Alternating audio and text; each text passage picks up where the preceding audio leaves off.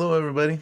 Welcome to episode 9 of Sports and Shorts of Sorts.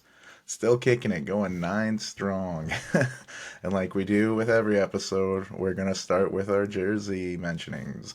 Number 9 is huge in the footy world, and my favorite all time player growing up wore number 9 for Brazil and for other European clubs, but he was my favorite, and he's the OG Ronaldo. When people say Ronaldo, you always, oh, Cristiano. No, this guy, Ronaldo, number 9. Injuries hurt his knees as they do a lot of the greats, but what he did on the pitch, it was inspiring. It made me fall in love with soccer. Like I always wanted to cheer for England because of my mom's side, and my dad being like my Oma and Opa were from Germany, so very new to Canada, and couldn't really cheer for Canada a lot. They weren't always competing, but Brazil, like watching Ronaldo, I always felt kind of conflicted when they'd play England or Germany, and but man, watching him play, it was super inspiring and like still my favorite player to this day. But like I said, number 9 in footy's huge. So many of the big names were Alan Shearer, George Weah, Fernando Torres, Gabriel Batistuta, and like people now still rock it because it's legendary. The biggest one in the world, obviously, the scoring machine that Manchester City has, Norwegian man Erling Haaland. Harry Kane rocks it for Tottenham. Robert Lewandowski and Karim Benzema also wear it. It's just, I guess, if you got the 9, you're a goal scorer. And going to basketball, I might be a little biased on this one, but I always think of Tony Parker, San Antonio point guard. He fit the system. Pop was hard on him as a 19-year-old, but yeah, he's a four-time champ, 2007 Finals MVP. His number retired by the Spurs. He's a Hall of Famer. You know, he did play that 1 year in Charlotte, which is kind of weird to see. It is so different not seeing him in a Spurs jersey, but it worked. It got him playing. And another 9 in NBA's Bob Pettit, obviously, way before my time, but two-time MVP of the league, won a title in 1958 with the St. Louis Hawks. And well, they moved to Atlanta now, but that's still their only title. And it's one of the rare times the Celtics didn't win it back then. The Celtics would go on to win the next 10 out of 11 with Bill Russell. But it's pretty amazing what Pettit did there back in the day. And going to the gridiron, one of the biggest 9s that stick out is Drew Brees. Everybody loves Drew Brees, you know, especially down in the Bayou. He won the Super Bowl for the Saints, their only one. Super Bowl 44 against Peyton Manning, so that's pretty big. And speaking of Bayou number 9s, there's the one on the rise in the NFL, Joe Burrow. He's a former LSU player. He's doing great with Cincinnati. He's already gone to a Super Bowl, and he looks like the real deal there. So as long as injuries don't keep him out, he's already had one pretty big one. But hopefully health is on his side. But living in Saskatchewan, it would be kind of blasphemous. I didn't mention a number 9 from our province. That would be Mr. Hockey, Gordie Howe, icon in the game. You know, when you have a hat trick named after you for a goal and assist in a fight, that's it's pretty cool. But yeah, the guy played 5 decades. Like, are you kidding me? That's pretty wild. But maybe in East Canada, you have a different number 9 you look up to, and that would be Rocket Richard, Maurice Richard, goal scorer for Montreal Canadiens. You know, like the goal scoring trophy is named after him, right? The Rocket Richard trophy. So he must have been pretty good. And 2 more in hockey that jump out. A few in hockey, I guess. Bobby Hall and Mike Modano. He is former Prince Albert Raider, Mike Modano. So WHL shout out there. I guess quick WHL shout out while I'm here. I know I'm in the jerseys, but our Saskatoon Blades had a really good run. You know, didn't make it past Winnipeg, but I just thought I'd throw that in there because I said WHL. Why not? But from the rink to the diamond, Ted Williams is regarded as one of, if not the best hitters in baseball history. So you got to mention him. And Roger Maris, you know, a Yankee legend, just had his record beat last year by Aaron Judge. So his home run record. But yeah, a lot of really good number 9s out there. So you got that number, you must be pretty good. But from jerseys to playoffs, we'll start in the NBA. The second round it's been interesting. We've had some close games, but we've had some not so close games. First one that's probably been like the best series so far is the Phoenix Suns and the Denver Nuggets. The Suns just won Game 4 recently. To put it back to Denver at 2-2. Devin Booker has been insane. What he's doing on the court is very so efficient. The numbers he's putting up, the like a lot of volume shooters, they're just chuckers, right? You get your shots up, you get your stats, but the points he's getting in each game are crazy. And the efficiency for three from the mid range, he's looking like a mid range master right now. And him and KD have just they've done what they've needed to do. Each home team has won 2 games apiece, and you barely notice CP3 isn't there. Everybody's saying how crappy the Phoenix Suns bench is, but they totally outplayed Denver. And we'll see what happens going back to Denver if Jokic is even allowed to play. This was such a weird scene that went down. The ball was going out of bounds, and someone kind of grabbed at a fan. I guess this fan is the new owner of the Suns, Matt Ishbia. I don't know if I'm saying his name right there, but the guy's loaded. Just bought the Suns after Robert Sarver had to sell for all the crap he was doing behind the scenes publicly. Just a shitty owner through and through. We'll see what this guy does. But anywho, this guy has the ball, and Jokic is kind of grabbing for it. The ref isn't even there yet. And then the guy bumps the ball, and then Jokic just shimmies this guy, knocks him to his seat, and he's like, whoa. And then, Jokic is given a technical, but the bigger point is, are people are saying he should be suspended now. Game 5 is huge, going back to Denver, but they're saying, by word of the law, he touched a fan. So we'll see. Jokic brought up some points in the press conference. He was saying, like, I thought the NBA was here to protect us, the players, but maybe I'm wrong. Little sarcasm in there, a little jab. I don't know if that's going to help his argument or his case, but you'd hate to see a series, like, change in trajectory. Well, I mean, the Suns already won 2 in a row, so if they won the third in a row, it wouldn't be a huge momentum swing. But to have it won in Denver because the two-time MVP is not allowed to play. I mean, he shouldn't have pushed the guy, but it's going to come to a point when these fan interactions with people on the court are just we're going to get a cage put up or something because there's too much stuff going down, and this is just another one that could really hurt the Nuggets. So we'll see what happens. There should be an announcement coming out fairly soon on what the NBA will decide to do with him. So we'll see. Keep our ears and eyes posted. Sticking in the West, the other series going on, probably the most hyped up one, is the Golden State Warriors and Los Angeles Lakers. And Game 1 was pretty close. You're like, all right, it's going to be what we all want. And then Game 2 and 3 were blowouts, Game 2 went, more the Warriors' way. Game 3 went a lot more the Lakers' way. It seems like it all comes down to Anthony Davis. And will the real Anthony Davis please show up? That's all they're asking. Because when he shows up, they look unstoppable. They don't have anyone that can compete with Davis, Draymond Green's physical, but he's just too short.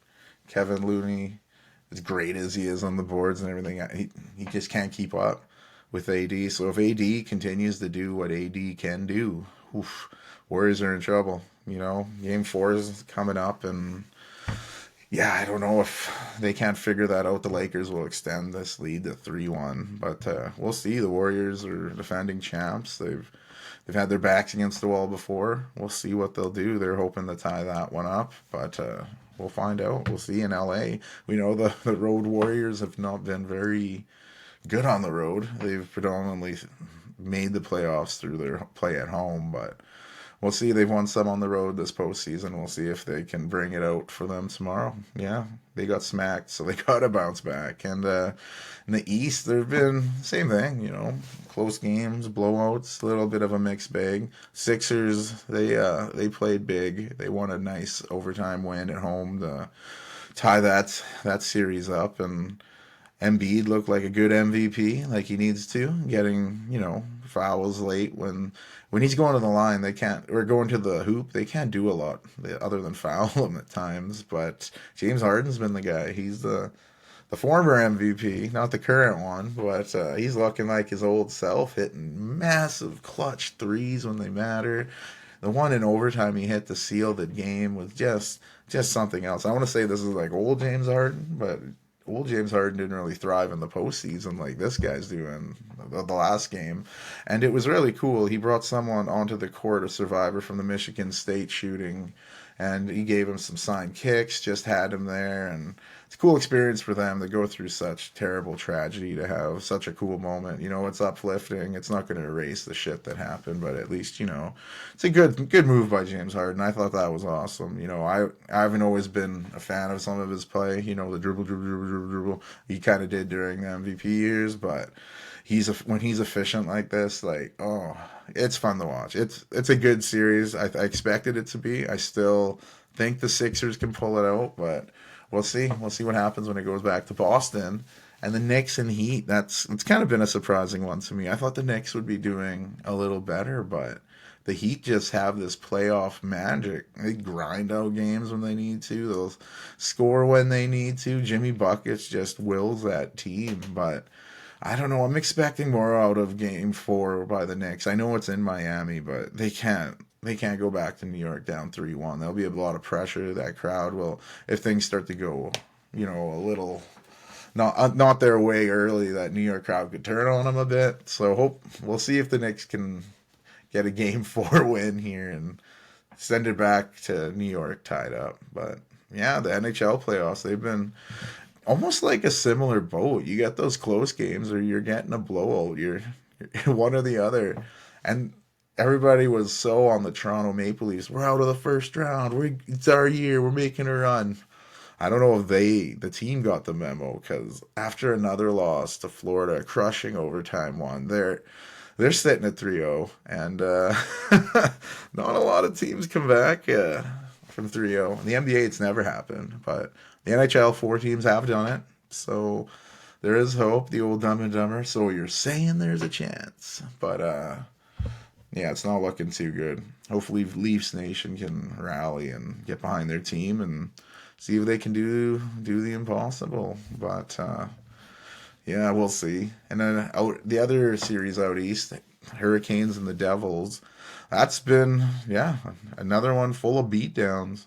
The first two in Carolina definitely went the Hurricanes' way. Like, the first 2 games, they won by a combined 11-2. Yikes. Then you're like, oh, what's going to happen in Jersey? And the Devils they come back and win 8-4. So, yeah, definitely go over on these games. And yeah, I wouldn't expect a tie the way it's leading, but we'll see. We'll see what happens in Game 4. Could be close, but I'm betting it won't. Probably a blowout one way or the other. The Oilers and Gold Knights, it's been a pretty interesting series. The Knights won Game 1, and the Oilers came back, stormed back to take Game 2. But we'll see what happens going back to Edmonton. Like, that team, I feel like they're destined, but that doesn't always happen. Some people probably felt the same way about the Boston Bruins, but the Oilers, when they're clicking right. So we'll see if that home crowd can help them jump in get their first lead in this series. But I wouldn't count out Vegas. That team they're tough. They're tough. Maybe some don't have them destined, but they're a tough squad. And the last series in the NHL would be the Dallas Stars and Seattle Kraken. The Kraken just crushed them in Game 3, 7-2. But yeah, I didn't really know which way this one would go, but the Kraken look the real deal. They've been released, and their home team the home crowd loves them. You can tell the Northwest has been craving, a franchise like they're still missing the Sonics, so the Kraken are filling that void and just running with it. It'd be cool to see them go on a little more of a run. I know it's like Vegas Golden Knights of their fast run they had their first year. The Kraken doing it only their second year. It's pretty amazing. Makes franchise teams or new franchises like, man, if we create a team, we could win it all. Like, straight up. Which is totally not the case for many, many years. But as of late in hockey, it's the bee's knees. But, excuse me, jumping from the diamond to the footy pitch. I'm wearing a West Ham jersey, if you see. West Ham, I'm Forever Blowing Bubbles. Great tune. Check it out. It's what we play all the time. But yeah, we had a big win over Manchester United. We needed it. That relegation title or zone was getting pretty tight, and this week will put us out. I mean, I'm like, oh, a little gloaty. We beat Man U on the weekend, even after Man City kicked the crap out of us midweek. But can't win them all. This one helps. And I always feel a little extra when West Ham beats Manchester United because it was my dad's favorite club. He'd always rub that in my face, and it's my wife's favorite club, so she rubs that in my face when it happens. This this weekend I get the spoils though, but yeah, it was pretty good. And oh yeah, I guess speaking of my wife, it was her birthday this weekend, so shout out to Caitlin, love you, happy birthday. Could throw that in there, and back to the field. There were some pretty big results. Arsenal got their second win in a row since Man City destroyed them a few weeks ago. So they're still in the title race. It seems to be Man City's, but if they do let up a little, Arsenal are still nipping at their heels, I guess. And Chelsea, they got their first win in a long time. First time since bringing Frank Lampard back, but they beat Bournemouth quite convincingly. And it at least keeps Chelsea away from the relegation zone. I don't know how far they would have dropped, but to even have that sentence together is weird since Roman Abramovich had raised them to such a level. I know he had to sell the team due to his ties with Putin, but it's weird to see Chelsea struggling the way they are with the money they have spent. But the big news in the Premier League is probably that relegation zone I mentioned earlier, from 16th to 19th. 1 point is all that separates them. So it's very tight. A lot of pressure on these teams. The fans are feeling it, and like there's still a few games to go this match week as of this recording, and they're all massive games like Fulham, Leicester City, Brighton, and Everton, Nottingham Forest, and Southampton. Four of those teams are involved in relegation fights. So very big results coming up. We'll see what will happen for those teams. But staying with footy here, I'm going to do a quick fly over to Italy because there was some magic in the Serie A. Napoli, they tied Udinese midweek.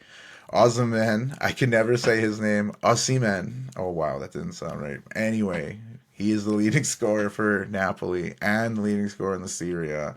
He tied the game, got them the point, secured the title. Napoli wins their first Scudetto since Maradona helped guide the club to their only titles in 87 and 1990. Watching people storm the field was just crazy. You could see there's people that, born after 1990, obviously, so they've never witnessed anything like this. So it was cool to see that and see, it's nice when they have someone different win. It's the fourth straight year where we have a different winner in the Serie A. So parity's always good, I think. It's good to have a dominant force in there, but parity's good. Then everybody has a chance, right? And just to wrap up the footy segment, Champions League semifinals returned this upcoming week. Man City, the powerhouse of the Prem, who's had this huge run of a late, go to the Bernabeu to take on the defending champs, Real Madrid.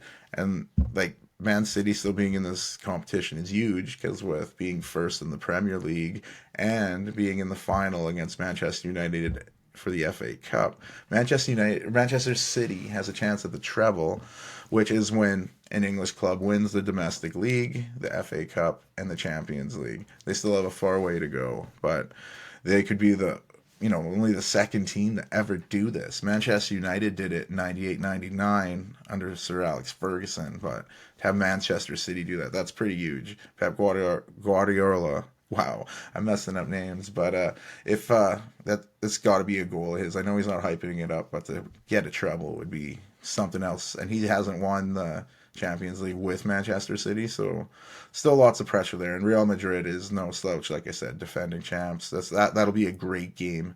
And the other semifinal is two Serie A giants of the past, rivals AC Milan and Inter Milan.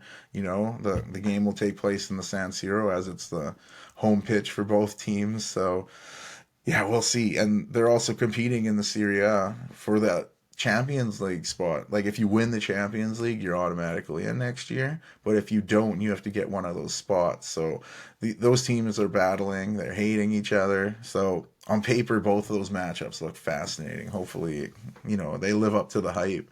And F1 was back again, after the Azerbaijan GP the week before. We were in Miami for the star-studded affair, celebrities galore. Your Paulo Banchero, Rookie of the Year for the Magic. Tom Cruise was there, the Williams sisters. Everybody comes up to Miami. I'm not gonna lie, it did look pretty baller. I'm like, wow, I can only imagine the price of this, but it looks awesome. But it was a pretty good race too. Nothing super dramatic, but Max Verstappen did his thing again. He struggled in qualifying. He qualified ninth, and he did his thing though. He went all the way to the top and won the race. Another one too, Red Bull. Sergio Perez finished second, and Fernando again third, sticking on that podium with Aston Martin. He's doing great things for them. And after 5 races, Red Bull's sitting atop, with their two guys. Max is at 119, Sergio at 105. So it's wild to see that we're probably going to have a 2-horse race and that they are teammates. So there's been 5 races this year. Red Bull's won them all. 3 to Max, 2 to Sergio. And yeah, just pure dominance. But we'll see what kind of drama having two guys vying for that title on the same team. And, you want your team to do well, but there's also a little selfishness there. You want the title. So we'll see what happens.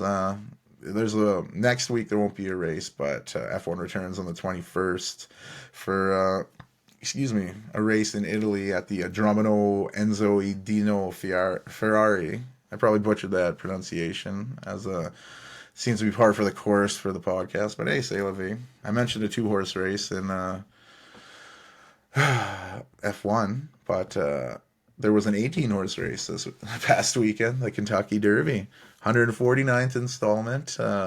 Mage snuck in. Those crafty mages. Mage snuck in and won. It was a big win. The jockey was real emotional. Like I said, it's a massive event in, sports news. But, of course, the bigger news comes off the track, as it seems to do for the Kentucky Derby as of late. 7 horses were euthanized in the build-up to the Derby. That's 7 horses. Many of them, taking place at Churchill Downs. And it's another very famous track. And at this track, the people described each horse fatality as very unique.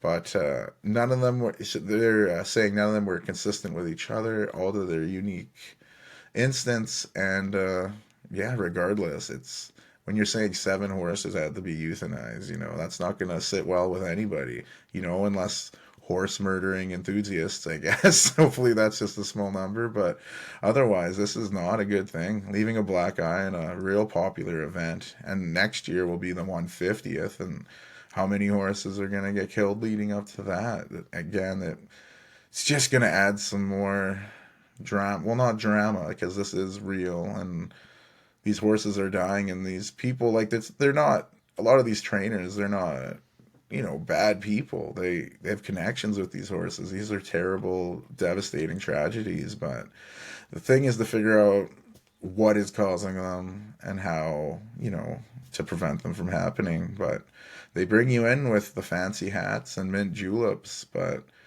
it's kind of hard to hide the horse and the euthanization. It's terrible, but we'll see what they can do going forward. You can't just keep saying it's part of the game, but that's what they're going with for now. And yeah, I guess golf, big news. The match was announced. I don't know if you're familiar with the match, as they call it, but this will be the 8th time where they get pretty big names, not always necessarily golf names, but they pin them against each other 2-on-2, have some banter with Charles Barkley and the TNT crew picking up, and it's usually a pretty fun event. I've watched bits and pieces of it, but the announcement was that we'll have Golden State Warriors, Steph Curry, and Klay Thompson, the Splash Brothers, who are currently still in the playoffs, but they'll be involved in this with defending Super Bowl champions, Kansas City Chiefs, Patrick Mahomes, and Travis Kelce. So yeah, it should be exciting. I hear Steph Curry's a wicked golfer, so that'll be exciting to check out. But bigger news with Patrick Mahomes' brother, Jackson Mahomes. He's kind of that TikTok star. I don't really follow the guy, but his brother's a pretty big deal. And Jackson Mahomes kind of screwed up the name a bit by facing 3 counts of aggravated sexual battery and 1 count of battery. So we'll see how much that distracts Patrick at all, It's always drama, but that's pretty big. So we'll see what happens with those charges and go from there. But all this Italy talk just had me thinking of, my time in Rome. I never went to Naples, the So I can't talk about the area that will be celebrated with the Scudetto win for Napoli, but I did make it to Rome. Like I've mentioned in previous casts, I was living in England for a bit, and it's fairly cheap to travel around there. So you just find a hostel for a weekend or 3 days and book it and do your thing. And yeah, I got there. It was super hot, which I kind of expected. But yeah, it was all this old architecture. Just looking on my way to my hostel, I was just in awe, as I usually tend to be with old architecture. But get to the hostel and they give me yeah, I'm sorry, we have no hot water right now. We're working on it. And I'm like, it's hot out here. I probably don't need hot water. I'll be fine. And then, yeah, just head out to start checking things out. Checked out the Coliseum. I was like pretty in awe of that. I expected it to be less rubbly for some reason. I don't know. It's so old, and I don't know. Maybe I was just I've watched Gladiator too many times and expected like Russell Crowe in a big setup, but but no, it was really exciting. Did my touristy photos as much as I could. Traveling by yourself, you make do, and rocking my Chris Bosh Toronto Raptors jersey because people are usually pretty chill with Canadians when you travel. So thought I'd be pretty safe with that, and go from there to more walking, checking places out. It'd be kind of funny, going to the Trevi Fountain, throwing in your coin, and seeing all these couples together, and Ren City rocking Ren solo, looking around. But how am I gonna deal with this? Okay, we'll go get a fresh piece. So you go get. Oh, I should have finished that. When I said fresh piece, I meant pizza. This wasn't too wild of a trip at this point. So yeah, I grabbed some pizza and some gelato, as good as they say, as they do in Rome. And what a day! Get back to the hostel, look in the mirror. I didn't know at some point I had turned in the lobster boy. Not a fun time. Thank you, gingivitis. My very white, glowy skin gets very lobstery red, and there I was. Good thing I was all sweaty and needed a shower, and then I thought, oh wait, there is no hot water. Okay, well, a cold shower can't be that bad on the sunburnt skin. Wrong. Each time it hit me, it burned so bad. I tried to let it go on my head, and oof. But yeah, it did the trick. Not my most efficient shower by any means, but it worked. And the next morning, I had hyped up myself to go to the Vatican. I have no real connection to Catholicism, really. I went to a Catholic school growing up in elementary school in Prince Albert. Shout out to St. Anne's. But yeah, I didn't have a super big connection. And when I get there, it's like, yeah, this is gonna be a 3 hour wait. I was like, what? 3 hour wait? I was like, damn, do I wait? But I'm like, the other part of me is like, why not? You're in Rome. You came here to see shit. Just go to the Vatican. So I was waiting in line and, making conversation with people because it's a 3 hour wait. And yeah, this woman I started talking to, it was like a pilgrimage for her. Her and her son had come from Brazil and, very Catholic background. And this was such a big thing for them. Like, she was almost in tears talking about it. And I'm just, then she's asking me, and I'm like, I'm just here, and I thought I'd check it out. And, nothing really crazy. I felt like I almost wasn't honored to be there like she was. But then, as we're waiting, we're going, people are coming through selling water at jacked up prices. I'm like, pretty good sales tactic, though. It's going to be a long wait. It's hot as balls. You can make some sick money here. And, yeah, you probably did, but finally get in there, you're looking around, everything's gold and marble, just beautiful. And I'm like, damn, those collection plates go a long way.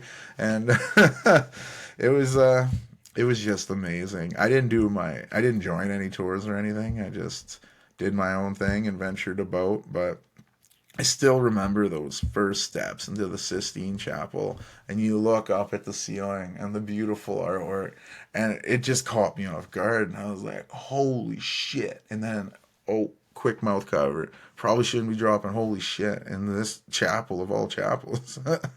But yeah, I covered my mouth and, kind of sheepishly, I couldn't really go red. I was already so fucking red. But yeah, it was amazing to see inside and just the history of it. And I thought it was wild that they had a dress code, past the shoulder had to be covered and bottoms had to be past the knee, so they had their own little dress code. I don't know if people of the church requested that out of boys under 13, but that's a whole different topic for a whole different discussion. But so much, the Vatican is a notorious place for, a lot of hidden mystery. You have the Dan Brown books. It was cool to check out and really take that in. But yeah, I guess this trip in comparison with other wild trips, are a little less alcohol and debauchery. I guess you could say the Rome trip was kind of tamer on the Ren City Rowdy scale.